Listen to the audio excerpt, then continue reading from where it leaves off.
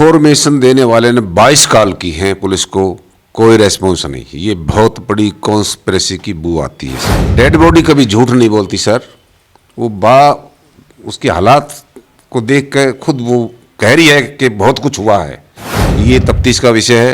अफसरों ने उसको सीरियसली नहीं लिया। वो उनको क्या लगता है, अब चूंकि मीडिया में भी खबर आ चुकी है, अंजलि की भी विश्वसनीयता खतरे में है, निधि की, तो अब अंजलि को न्याय लगता है कि अब मिल पाएगा? अब तक के हालात से ये निधि ही मास्टरमाइंड लगती है कि मैंने दिल्ली पुलिस की इतनी बेइज्जती अपने सर्विस में नहीं देखी थी। क्यों बेइज्जती करा रहे हैं? इनको बहुत सीरियसली काम करना चाहिए ऐसे केस। अंजलि के साथ क्या हुआ है, क्या हुआ था, पुलिस से कहां चूक हुई है? मेरे साथ रिटायर्ड पुलिस अधिकारी वीर सिंह जी हैं, जो अंजलि के घर भी जा चुके हैं, उस पूरे मामले को काफ़ी करीब से देख रहे हैं। उन्होंने पीड़ित परिवार से मुलाकात की है, कई बार उनकी पुलिस अधिकारियों से बात भी हुई है। क्या लग रहा है वीर सिंह जी, इस पूरे मामले को अगर आप पहली नज़र से देखते हैं तो ये हत्या है, आत्महत्या है या एक्सीडेंट है? ये तो तफ्तीश का सवाल है सर। बाकी पुलिस ने की जो लैप्स रही हैं, मोटा मोटी मैं उस पर बात करना चाह रहा हूँ। बताइए क्या लैप्स दिख रहा है? इन्फॉर्मेशन देने वाले ने 22 कॉल की हैं पुलिस को, कोई रेस्पॉन्स नहीं। ये बहुत बड़ी कॉन्स्पिरेसी की बू आती है इसमें। और किसी भी अमूमन दिल्ली पुलिस एक्शन लेती है कॉल करने पर, ये ठीक ठाक देश भर में अगर बात करें तो दिल्ली पुलिस का रिस्पॉन्स रेट ज़्यादा बेहतर है, लेकिन यहाँ फेलियर रहा है। दूसरा, उसके बाद जैसे ही बॉडी मिली है, जिस कंडीशन में मिली है, उसका फोटो मैंने देखा था। डेड बॉडी कभी झूठ नहीं बोलती सर। उसके हालात को देख कर खुद वो कह रही है कि बहुत कुछ हुआ है। ये तफ्तीश का विषय है। अफसरों ने उसको सीरियसली नहीं लिया। ये लैप्स रही है। तफ्तीश करनी चाहिए थी। जैसे पांचों मुलजिम अरेस्ट किए, उनको अलग अलग इंटरोगेशन करनी चाहिए थी, डिटेल रिपोर्ट बनानी चाहिए थी।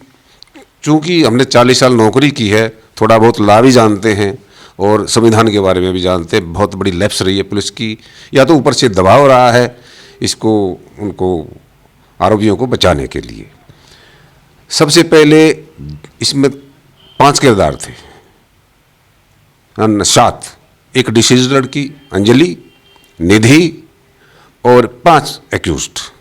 सबकी 1 महीने की कॉल डिटेल पुलिस ने निकालनी चाहिए थी और उसका देखना चाहिए था किस किस के फ़ोन एक्सचेंज हैं, किसकी किससे बात कब हुई है। गाड़ी की रात की पूरी उसकी वो निकालनी चाहिए थी कि कहाँ कहाँ गाड़ी घूमी है, उसकी लोकेशन, उस दौरान किससे किससे बात हुई। ये नहीं किया पुलिस ने। उसको तो पोस्टमार्टम वेजिनल स्वाब वगैरह ले नहीं आ जा सकता। इस कंडीशन में छोड़ा अंजलि को, तो इनके जो ना अंडरवियर वगैरह 5 के लैब में भेजने चाहिए थे। ये लैप्स रहा है। कौन बताएगा वो रेप हुआ या नहीं हुआ? क्योंकि उसके शरीर, क्या लगता है इसीलिए जानबूझकर कोई बड़ा अपराध हुआ है, इसलिए उसको छुपाने के लिए इसको एक्सीडेंट का रूप दिया गया? क्योंकि 8 किलोमीटर तो कोई लाश फंसा नहीं रहेगा। 13 किलोमीटर सर, 8 किलोमीटर का है, 13 किलोमीटर, 13 किलोमीटर तक घुमाते रहे हैं। 22 बार काल PCR काल होने के बावजूद कोई रेस्पॉन्स नहीं आया। ये ऐसी निकम्मी पुलिस होगी। इसका इंडिया में नाम था, हाईटेक पुलिस थी। ये हमें शर्म आती है। कहते आरोपी बहुत शातिर हैं, क्योंकि उसमें उन्होंने एक ड्राइवर दूसरा तैयार कर लिया जो गाड़ी में था ही नहीं। मतलब वो कुछ भी कर सकते हैं। पुलिस इसको हल्के में ले रही थी कि खाली एक्सीडेंट का मुकदमा दे दें। इसमें पुलिस फंसी हुई है और अफसरों को जो ना जवाब देना बड़ा मुश्किल हो रहा है। इनकी कार्यशैली पे मुझे खुद शर्म आ रही है कि क्या इनको काम नहीं आता। बहुत बड़ी लैप्स रही है तफ्तीश में। इतने IPS अफसर हैं। दरअसल बात यह है कि मोदी जी लाते हैं ना, पुलिस कमिश्नर तो कभी गुजरात कैडर का लिया है, कभी यहाँ का लिया है। हमारा तो कोई लगा के राजी नहीं है। ये सारा का सारा खेल ऊपर से हो रहा है। कानून व्यवस्था बिल्कुल चौपट हो जा रही है। और फिर ये दूसरा, ये जाति तो है ही बीमारियाँ। जाति तो जो ना कोरोना से भी बुरी बीमारी है। और वो उनको क्या लगता है, अब चूंकि मीडिया में भी खबर आ चुकी है, अंजलि की भी विश्वसनीयता खतरे में है, निधि की, तो अब अंजलि को न्याय लगता है कि अब मिल पाएगा? अब तक के हालात से ये निधि ही मास्टरमाइंड लगती है। जो अब तक चीज़ें जो सामने आई हैं, ये निधि ही मास्टरमाइंड है, क्योंकि इसी के नाम से कमरे बुक थे। बाकी अब तफ्तीश में क्या क्या चीज़ें निकल के आएंगी सर, अब तो बहुत खुलासे अच्छा, ये मान लीजिए अगर निधि की, मान लेते हैं, मैं नहीं जान रहा हूं, अंजलि की हत्या हुई है और उसको एक्सीडेंट दिखा दिया गया, तो अगर मान लो सिर्फ हत्या होती तो अलग केस बनता। एक्सीडेंट में बचने के चांसेस ज्यादा है आरोपियों के। हाँ, एक्सीडेंट में हत्या करके और उसको एक्सीडेंट का रूप दे दिया गया कि ताकि बचाव हो जाए। 279 एक्सीडेंट में, हाँ। 279 और 304A आईपीसी का अपराध बनता है। इसमें आईओ को ही पावर है कि वो थाने से ही बेल दे देगा।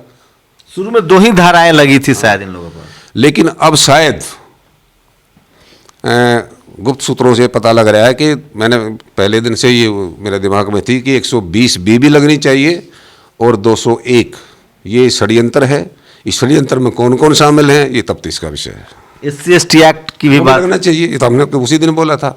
मैं गया था घर पे, क्योंकि आरोपियों की जान पहचान थी पहले से, निधि की वजह से आरोपियों को पता था कि ये कौन लोग हैं। ये सर कॉल डिटेल अगर सब की निकाल के पुलिस को फाइल पे लेकर आए, ये पुलिस का काम है।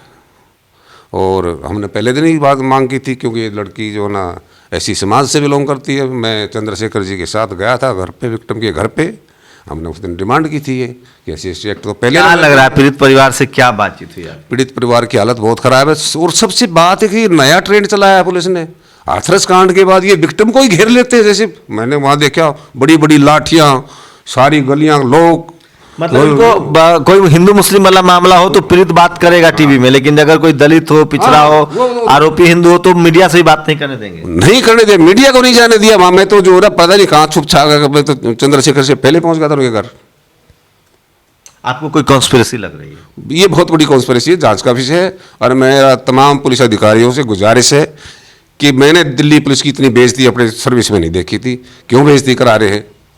इनको बहुत सीरियसली काम करना चाहिए ऐसे केस में।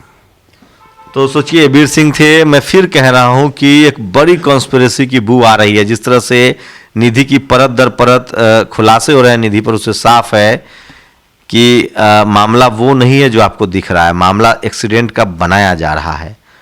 इसकी पूरी तहकीकात हो, पूरी तफसील से तहकीकात हो। सवाल है कि किसी बच्ची को 13 किलोमीटर तक घसीटा गया, ये जानबूझकर आपको नहीं लगता किया गया है? क्या कुछ छुपाना चाहते थे आरोपी?